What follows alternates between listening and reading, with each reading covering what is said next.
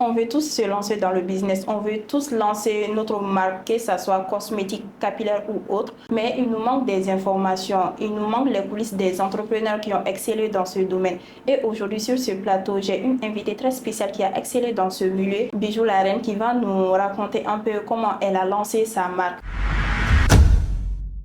Hello mes DG, j'espère que vous allez bien. Bienvenue dans un nouvel épisode du podcast La DG du quartier, le podcast qui t'aide à lancer, développer et structurer un business du quartier à l'international. Aujourd'hui sur ce plateau, comme je vous l'ai dit, j'ai une invitée spéciale. Hello Bonjour. Bijou, j'espère que tu vas bien. Oui, je vais très bien, merci. Et toi? Oui, ça va. Est-ce que tu Super. peux te présenter? Évidemment. Alors, moi, c'est Touré Mariam, autrement appelée Bijou la Reine, la promotrice de Bloom Cosmétiques. Super. J'aimerais que tu approfondisses un peu les choses, que tu nous dises qui était Bijou avant le lancement de la marque et tout.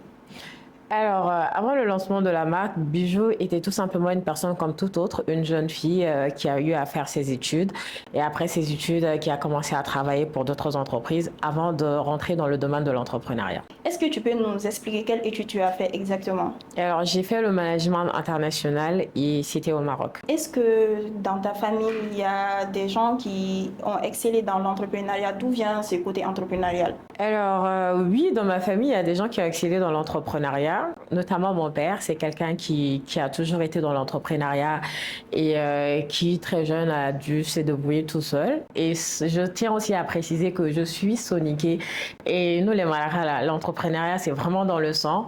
Donc voilà, ça fait partie de moi, ça fait partie de ma personne, c'est dans mon sang en fait. Oui, je comprends effectivement parce que je viens d'une famille aussi où tout le monde était dans l'entrepreneuriat, même si c'était pas structuré comme on le voit. Maintenant, j'aimerais savoir comment tu as eu l'idée de lancer ta marque. Alors l'idée de lancer ma marque, il y a une histoire derrière. Il faut savoir que pour un premier temps, j'ai pas pensé tout de suite à créer la marque. Je faisais la vente des produits cosmétiques, mais c'était pas ma marque spécialement, c'était la marque d'autres. Enfin, je prenais d'autres marques que je vendais et j'avais tout le temps des compliments par rapport à ma peau. Et à chaque fois, je donnais des conseils aux gens et je leur donnais des adresses où acheter ces marques-là, en fait, qui n'étaient pas ma marque. Et au final, je me suis dit, ben, pourquoi pas commercialiser moi-même, en fait, au lieu d'envoyer des gens à acheter ailleurs, parce que clairement, je veux gagner de l'argent là-dedans. Ouais. C'est pas seulement faire de la marque ou créer du cosmétique, mais il est vrai qu'on veut aussi gagner de l'argent. Donc, après avoir commercialisé d'autres marques, je me suis dit, ben, il est temps. Si les autres peuvent créer, pourquoi pas moi, en fait. Donc, finalement, j'ai commencé à me renseigner. Une fois que j'ai eu toutes les informations possibles, ben, c'est là que je me suis lancée et puis voilà. Pendant le lancement, il y a une question que beaucoup de gens se posent. Même moi, j'ai eu l'idée de lancer ma propre marque capillaire et cette question me revenait personnellement. J'aimerais savoir, tu as commencé avec toute la gamme ou il y avait un produit spécifique dont tu as commencé avec? Ah oui, il y avait un produit spécifique, le gommage et le savon. Parce que je me dis que si je dois faire une gamme complète, il faudrait bien commencer par quelque chose. On ne peut pas appliquer le lait de corps, le sérum sans pour autant avoir une peau propre. Donc, il est important de se laver. Déjà, ça, c'est la première des choses à faire. Tu gommes ton corps, tu te laves et ensuite vient le reste. Vous voyez? Donc, j'ai commencé avec le gommage et ensuite le savon. Voilà, et après le reste s'ensuit quoi. Oui, je vois. Parce que Ouais. nous, en tant que jeunes, quand on voit, on s'est dit, il faut que je lance ma marque de cosmétique, on passe directement au lait de corps. Pour toi, finalement, tu n'as pas commencé par le lait de corps. Parce que je me dis que à quoi bon d'appliquer un lait de corps si on n'a pas une peau propre? Ouais. Le lait s'applique sur une peau propre. Donc, il était important pour moi de passer par là avant de proposer un lait de corps.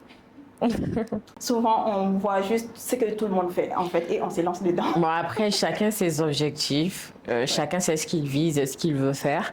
Il y a d'autres qui, eux, directement, ils passent au lait de corps. Peut-être c'est ce qu'ils ont envie de faire, mais moi, je suis en train de faire ce travail parce que je veux que ce soit vraiment un truc à long terme, que les gens se sentent vraiment bien dans leur peau. Et puis voilà, par étape, en fait. Ça sert à rien de sauter les étapes en ce qui me concerne. Je préfère vraiment y aller étape par étape et suivre les procédures. Ah non, je vois. Ça fait longtemps qu'on se parle et j'ai remarqué que tu avais le mindset entrepreneurial. D'où vient ce mindset? Parce que on sait que quand tu veux lancer un projet, il y a des doutes. Souvent, tu te dis, est-ce que ça va marcher? Ça décourage énormément de jeunes. Comment tu as pu gérer ça? Alors, moi, j'ai jamais eu de doute. Voilà, c'est vrai que les doutes, ça peut arriver parfois, mais quand on doute, c'est qu'on n'est pas vraiment sûr de ce qu'on va faire en fait. Donc, moi, je me dis, les erreurs, ça peut arriver. Quand on fait des erreurs, on apprend de ces erreurs, mais je laisse pas la place au doute en fait. Il n'y a pas de place pour les doutes chez moi. Donc, je doute vraiment pas. Quand j'ai envie de faire quelque chose, je le fais. Même si après, il y a des erreurs ou que je tombe, ben, je me relève, j'apprends de mes erreurs et j'avance. Waouh, c'est vraiment génial ça. Parce que nous, quand on doute, on préfère abandonner, franchement. Donc, vraiment, Après, l'abandon, oui, ça peut aussi arriver parce que quand tu entreprends dans un domaine et que tu vois vraiment que tu n'arrives pas à avancer, que ça bouge pas pour toi, ben, tu peux laisser tomber, abandonner et aller dans un autre structure, en fait. C'est pas interdit, tu vois. Donc, à un moment donné, ça peut être très, très dur au point où on s'en sort vraiment pas et on abandonne. Et ça, c'est pas interdit. Mais baisser les bras complètement ou ne rien vouloir faire, c'est ça qui n'est pas bien. Mais tant qu'on voit ces erreurs et qu'on essaie d'avancer, eh bien, ça peut que bien se passer en fait. c'est exactement ça. Et souvent, avec mes élèves aussi, ce que je vois, la plupart abandonnent parce qu'il leur manque aussi l'information. Quand tu ne sais pas comment faire, souvent Ouais. ça bloque aussi. Eh Donc, bien, quand on est en manque d'informations, on va chercher les informations. On est en 2026 quand même, 21e siècle. On ne peut pas dire qu'on est en manque d'informations parce qu'il y a les réseaux pour ça. Donc, tu peux aller chercher les informations ou chez les entrepreneurs, les gens qui sont déjà dans le domaine. Tu peux aller chercher chez eux, tu peux faire des formations, tu peux aller sur les réseaux. Ben, les informations sont vraiment partout. Il faut aller à la chasse des informations en fait. Après tout, on est en 2026 quoi. et la question que on se pose tous avant même de chercher à comprendre les idées derrière l'entrepreneuriat, c'est une question concernant les fournisseurs. Comment trouver un bon fournisseur? Comment savoir que ça, telle personne est vraiment fiable? Alors, par rapport aux fournisseurs, franchement, ça, c'est une étape qui est très, très compliquée, très dure. Exactement. Encore bien si tu arrives à trouver une personne qui est passée par là et te passe son fournisseur, au moins il y a une garantie que la personne a déjà eu à travailler. Donc ça te rassure un peu. Tu te dis, bon, c'est le fournisseur de Fatima. Donc si Fatima a bien travaillé avec ce dernier et que ça s'est bien passé, ça veut dire que c'est un bon fournisseur. Au moins ça te rassure un peu. Mais par contre, si c'est pas le cas et que tu as cherché de toi-même, eh bien, il n'y a pas de garantie sûre. Tu fais tes recherches, tu essaies de voir les avis. Quant à moi, j'ai fait plusieurs recherches sur Internet et après, je suis allée rencontrer ces fournisseurs-là. Et après les rencontres, après les échanges, il a fallu que je choisisse un fournisseur et à savoir qu'avec les produits cosmétiques, on teste d'abord. Donc, il y a des échantillons qui sont mis à ta disposition pour tester. Ensuite, on fait la grande production. On fait des recherches et on choisit à l'aveugle en espérant que ça soit le bon. Mais avec les tests qu'on fait, ben, on le sait directement en fait si c'est le bon fournisseur ou pas. Parce qu'il y a des tests qui sont faits, il y a les échantillons qui sont mis à ta disposition. Donc voilà, c'est très dur, mais on y arrive quand même. Ok, c'est super ça. Merci pour cette information. Mais moi, je veux aller loin. Aujourd'hui, quand quelqu'un veut lancer sa propre marque, peu importe le produit, on se demande, souvent surtout quand le budget est limité, si tu avais une préférence entre les fournisseurs maliens et les fournisseurs étrangers. Alors, fournisseurs maliens ou les fournisseurs de l'extérieur, moi je ne parlerai pas de budget tout de suite par rapport à ça. Je parlerai plutôt de qualité. Aujourd'hui, mon souhait serait de travailler avec des fournisseurs 100% maliens, avoir des laboratoires 100% maliens ici qui vont me fournir des produits. C'est vraiment mon souhait, mais chose qui est très dure et très compliquée à avoir. Donc, ce qui fait que on va souvent vers les fournisseurs étrangers par rapport à ça. Mais sinon, qui sait demain après-demain, peut-être moi je vais créer un laboratoire ici et que je serai un fournisseur parmi tant d'autres. Et puis voilà, mais on espère quand même que ce côté va se développer dans notre pays. Après, je peux peut-être me tromper, mais j'ai pas plus d'informations. J'ai fait ma petite recherche. Bon, j'ai pas eu beaucoup d'informations s'il y a des laboratoires ou pas qui peuvent nous guider et sur ce côté-là. Voilà. En tout cas, mon souhait est que ça se passe ainsi, que tout soit vraiment 100% malien. Exactement. C'est vraiment important ce que tu as dit parce que ça sera vraiment génial de travailler avec des producteurs maliens. Mais souvent aussi, tout dépend du type de produit. Parce Exactement. qu'aujourd'hui, quelque chose que tu vas mettre sur ta peau, tu as besoin de savoir exactement il y a quoi dedans, est-ce que c'est vraiment fiable. Donc sur ce coup, voilà. Bon, par exemple, ici au Mali, nous avons le beurre de karité. Le beurre de karité qui peut très bien se transformer et qui rend vraiment la peau très éclatante, qui nourrit vraiment bien la peau. Et d'ailleurs, en parlant de ça, dans ma gamme, j'ai un lait de corps uniquement à base de karité, qui est très hydratante. Donc ça, c'est vraiment 100% malien.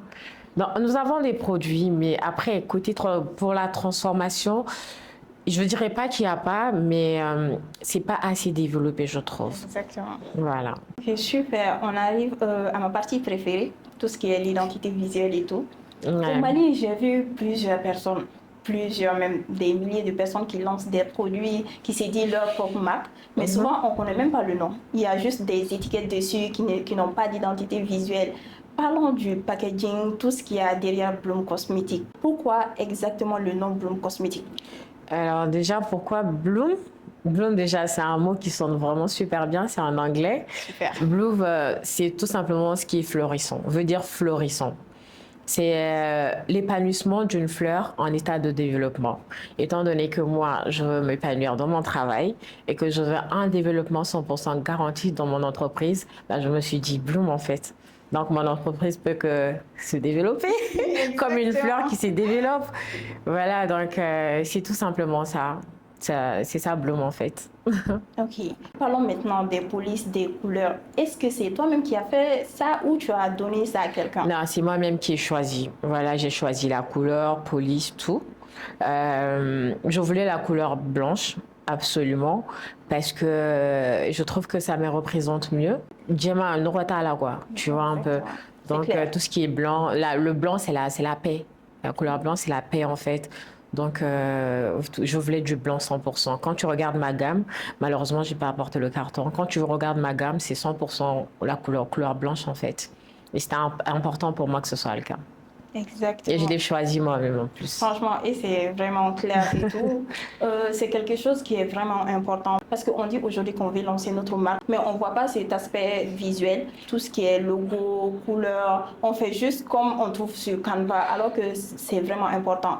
Et est-ce que ça a amené de l'évolution vers ton business? Ah oui, beaucoup, parce que je me rappelle que j'ai eu à faire des expositions, des forums et tout ça.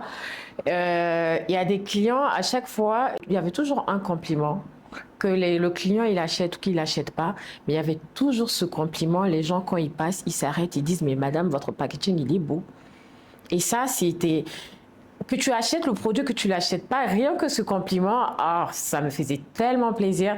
Et le nombre de fois que j'ai eu ces compliments, ces genres de compliments, je peux même pas compter en fait. L'image de la marque, elle est très importante. La présentation, elle est très, très importante. Il faut vraiment miser là-dessus. Je pense que c'est la base. La qualité du produit, oui, mais l'image. Parce que avant de voir ce qui est dans le packaging, on voit d'abord ce qui est dehors, en fait.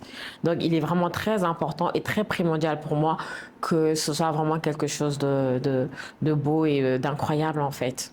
Ça part de là, tout part de là. Et moi, je t'ai même approché dans cette optique-là parce qu'il y a beaucoup d'entrepreneurs au Mali qui lancent des business, mais souvent, ce n'est pas structuré. Quand j'ai vu Bloom Cosmetics, j'ai vu ça comme une vraie marque, en fait. Pas comme les marques qu'on crée dans la rue et tout ça. C'est dans cette optique même que je t'ai approché. Maintenant, parlons légalement. Créer une entreprise au Mali. Tu en penses quoi? Souvent, il y a des gens, quand ils lancent des business, ils se disent que ce n'est pas important. Toi, tu conseilles plus en général au début, en milieu ou comment, en fait? Le tout début, parce qu'il est important quand même de d'être dans les règles et la norme des choses. Parce que tu peux pas travailler juste comme ça. Il faut savoir qu'il y a tout un tas de procédures derrière qui peut, à la longue, si tu attends le milieu ou la fin, il n'y a jamais de fin dans l'entrepreneuriat. Quand tu attends le milieu, par exemple, ça peut te créer des ennuis. Donc, c'est important de se mettre quand même dans les règles, de commencer d'abord par la création, ensuite vient le reste. Exactement. Et je pense qu'au Mali, les gens fuient ça. Oui, mais ça finit toujours par rattraper. Ça finit toujours Exactement. par rattraper. Donc, il faut toujours commencer par se mettre dans les règles, faire la création de l'entreprise. Après, le reste, ça vient tout naturellement, quoi. Et moi-même, quand je suis venue m'installer ici, dans la première semaine, j'ai ouvert une entreprise individuelle et c'était même pas compliqué. En 48 heures, j'avais tout ce qui est RCCM. Et par la suite, comme mon entreprise a évolué, je suis passée en société SAL. Souvent, les gens négligent cette partie alors que c'est vraiment important, même pour l'évolution du business. Exactement. Et ça te rend crédible, en fait, aux yeux des gens. Ça te rend crédible. Et quand on ne se sent pas prêt à faire la création de l'entreprise, on se lance tout simplement pas. Voilà. Quand on n'est pas prêt, on le fait pas. Et la question que, en général, tout le monde pose, même quand tu fais une vidéo sur ça sur TikTok, ça devient viral. Comment trouver des clients? Parce que c'est la base de toute chose. Alors, comment trouver des clients? Franchement, c'est pas facile. C'est quelque chose qui n'est vraiment pas facile. Déjà, la confiance que toi, tu donnes aux gens, en fait, que tu aspires, en fait. Donc, il est très, très important que toi-même, que tu dégages une confiance en soi pour vraiment attirer les clients vers ta personne. Mais aussi la qualité des produits. Un bon produit, ça se vend tout seul, en fait. Pour un premier temps, oui, il faut se servir des réseaux sociaux pour avoir de la visibilité, mais il est aussi important de travailler avec des influenceurs. Et d'ailleurs, j'ai eu à travailler avec quelques influenceurs comme Neissa, Fatma Nasser et Tima aussi. Donc voilà, et ces genres de partenariat te permet aussi d'avoir de la visibilité, mais aussi toi-même la confiance en soi que tu dégages, ça joue beaucoup sur la clientèle en fait et la qualité produit. J'ai remarqué que sur TikTok, tu étais vraiment suivi. Tu avais plus de 100 000 followers. Ouais. Comment tu t'es lancé sur TikTok? Est-ce que c'était calculé? C'était avant le lancement de ta marque ou après? Alors, TikTok, franchement, rien à voir. Le lancement de TikTok, ça n'a rien à voir au fait que j'ai une marque. Je me suis lancée avant même la création de ma marque. Et si je me rappelle très bien, c'était lors d'un voyage. Et j'étais à mon hôtel, je m'ennuyais, voilà. Et en ce moment, TikTok commençait à être vraiment en vogue. Et je me suis dit, ben attends, pourquoi pas faire une vidéo, voir comment ça va se passer, comme tous les autres. Et c'était vraiment l'ennui qui m'a poussée là-dedans. Et après, quand TikTok, vraiment, avec le temps, on voit vraiment comment ça se passe, comment les gens ils gagnent vraiment bien leur vie dessus. Donc, une fois que j'ai eu à créer ma marque, ben voilà, j'ai fait aussi la communication de ma marque là-dessus. Vraiment, pour un premier temps, c'était personnel et ensuite le business. Et au Mali, on sait bien que TikTok joue vraiment un rôle essentiel dans tout ce qui est apport de clients. Moi-même, je vois ça chaque jour avec mes business. Maintenant, on va parler plus de conseils. Quel conseil tu vas donner à quelqu'un qui veut lancer un business niveau budget? Moi, j'ai pas de gêne à parler d'argent, mais je sais pas si tu es gêné ou si non.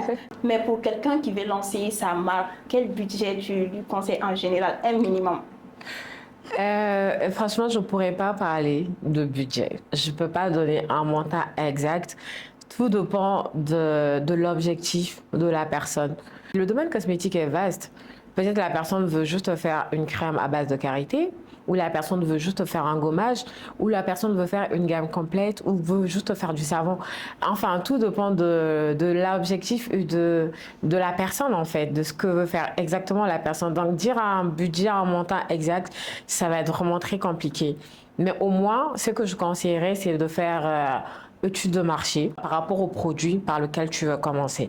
Et une fois que tu as les informations, toutes les informations possibles, et en fonction de ta poche, parce que je peux te dire, oui, un budget de 1 million, un budget de 2 millions, peut-être toi, ta poche ne peut pas t'amener là, mais c'est pas pour autant que si tu n'as pas 1 million, tu peux pas faire un savon. Tu vois? Donc, vraiment faire les choses en fonction de ce que tu as comme moyen et faire une étude de marché par rapport au produit sur lequel tu veux entreprendre. Avoir la connaissance du domaine, en fait, c'est important. Et ensuite, tu peux savoir combien tu peux investir là-dedans et en fonction de ce que tu gagnes, bien sûr. Et quand tu te sens pas prêt à le faire, et je me dis que ça sert à rien de précipiter les choses. L'entrepreneuriat n'est pas forcément fait pour tout le monde. Et à un moment donné, tu sais, il y a des gens qui sont salariés, qui gagnent très très bien leur vie, hein, qui sont payés à plus d'1 million par mois et tout. Donc, quand tu te sens pas prêt ou financièrement tu n'es pas prêt, peux te trouver un travail, travailler quelque part. Je l'ai fait moi, j'ai travaillé quelque part et j'ai économisé pendant un moment et ensuite je me suis lancée. Et le montant, c'est pas ça le plus important, mais avoir un business plan déjà et avoir la connaissance de ce que tu veux faire. Tout part de là et après l'argent vient. C'est super. Ouais. Une dernière question financière avant d'aller plus loin. D'accord. Est-ce que ton business est rentable et ça a commencé à rentabiliser au bout de combien de temps? Alors, au bout de combien de temps? Après le lancement, on va dire. Le business, il est rentable. Il est rentable. Mais pour ce qui est du côté rentabilité, et franchement, ça demande de la patience. Il faut de la patience pour vraiment rentabiliser comme on veut. Exactement. Bon, je ne veux pas dire... une chose est sûre, oui, c'est rentable, mais je veux tout simplement préciser le fait que ça demande de la patience. Il faut vraiment patienter un moment pour vraiment voir la rentabilité de la chose, en fait. Mais sinon, c'est rentable. Exactement, parce qu'aujourd'hui, en tant que jeune de la génération Z, on veut tout rapidement et les réseaux nous montrent qu'on peut réussir rapidement. Donc, quand tu lances un business au bout d'1 mois, 2 mois, tu veux te mettre des millions dans les poches, alors que c'est pas comme ça. Ça demande de la stabilité, ça demande de la patience et tout. Maintenant, je vais te mettre en face à une situation. Imagine, je viens te voir en tant que... Bon, je te suis depuis des années, on va dire, je te connais. Je viens dire, Bijou, moi, j'ai 500 000 francs avec moi. Je veux lancer ma marque cosmétique avec 500 000 francs. Quel conseil tu peux me donner et quel produit tu me conseillerais plus? Alors, je vais te poser déjà la question de savoir dans quel produit tu veux te lancer parce que le domaine cosmétique est vaste. Et si tu n'as aucune idée, je te demanderais de commencer par le savon. Pourquoi le savon? Parce qu'il faut être propre pour appliquer le lait, comme je l'ai dit en tout début. Donc moi, je conseillerais vraiment ça, savon, gommage. C'est comme ça que j'ai commencé et c'est ce que je dirais. Mais sinon, tout le monde n'est pas obligé de faire comme moi. D'autres peuvent faire différemment. Et ensuite, trouver un fournisseur. Et une fois que tu as le fournisseur, tu travailles et sur l'ensemble des produits en fait. Admettons que c'est un savon, si tu veux faire un savon. Donc tu essaies déjà de te former toi-même. Tu as la connaissance de ton produit parce que si tu n'as pas la connaissance de ton produit, tu ne peux pas expliquer le produit à tes clients. Donc tu te trouves un fournisseur, tu as la connaissance du produit et ensuite vient le reste. Voilà. Je pense que c'est les étapes à vraiment pas brûler en fait. Il faut toujours commencer par là et le reste s'ensuit. Non, je comprends parfaitement. Et si j'avais 500 000 actuellement, j'allais lancer ma marque de savon. Peut-être que ça va arriver un jour, Inch'Allah, on ne sait jamais. Mais pourquoi le savon? Parce que je t'ai conseillé le savon? Exactement. Parce que moi, je suis à l'aveugle. Nous, les jeunes, on suit à l'aveugle. Tu nous dis, ça marche, on va aller dedans pour voir d'abord si ça marche. Si ça ne marche pas, je te conseillerais jamais d'aller sur les produits qui décapent la peau. Hein. Ouais. Je tiens à préciser que je suis vraiment contre les produits qui dénaturent la peau, qui changent la couleur de la peau. Parce que pour moi, c'est comme perdre son identité en fait. Ouais. Après, chacun est libre de faire ce qu'il veut. Et chacun, c'est ton argent, tu achètes ce que tu veux, tu fais ce que tu veux de ta peau. Mais une fois que tu changes la nature ou la couleur de ta peau, je trouve que tu perds ton identité. Donc ça, c'est quelque chose vraiment que je ne conseille pas. Évitez de faire ça. Ouais. Sinon, chacun est libre de faire ce qu'il veut. C'est ça. On peut apprendre de tout le monde et aujourd'hui, j'aimerais vraiment apprendre de toi comment tu arrives à gérer au quotidien ici au Mali parce que c'est pas facile d'entreprendre au Mali. Quand je suis venue m'installer il y a 1 an, ça fait tout juste 1 an que j'ai entrepris au Mali. Bon, après, j'ai fait des allers-retours aussi, mais souvent, c'est compliqué. J'ai envie de retourner dans mon pays, j'ai envie d'abandonner, même si je suis malienne, parce que c'est pas facile du tout avec les coupures. Et c'est pas facile. Comment tu peux, et quel conseil tu peux me donner pour faire évoluer ça, parce que on est au Mali. Alors, il faut savoir que là, je ne parlerai pas que du Mali. Le domaine de l'entrepreneuriat en soi, peu importe où que tu te trouves, peu importe où tu es, c'est pas facile en fait. Ouais. Quand on va entreprendre, on doit vraiment être fort mentalement, avoir beaucoup de courage, parce que c'est vraiment pas facile. Tu es la tête et la queue à la fois. Les autres, les employés, ils viennent, ils partent, ils font ce qu'ils ont à faire. Mais toi, tu restes vraiment le pilier de la chose en fait. Donc c'est jamais facile, il faut juste être fort mentalement. Et quant à la situation de mon pays, c'est vrai que c'est pas facile en ce moment, mais on croise les doigts, on reste fort et on serre les coudes. Bien. Vraiment, franchement, ça motive déjà. Je ne sais pas si tu as un dernier mot aux gens qui nous regardent ou qui nous écoutent. Alors, un dernier mot, je dirais tout simplement, toutes les personnes qui me regardent en ce moment, qui aimeraient entreprendre, si jamais vous avez une idée derrière la tête, vous avez un objectif, ne laissez pas ces idées-là uniquement dans la tête, en fait. Exprimez-vous.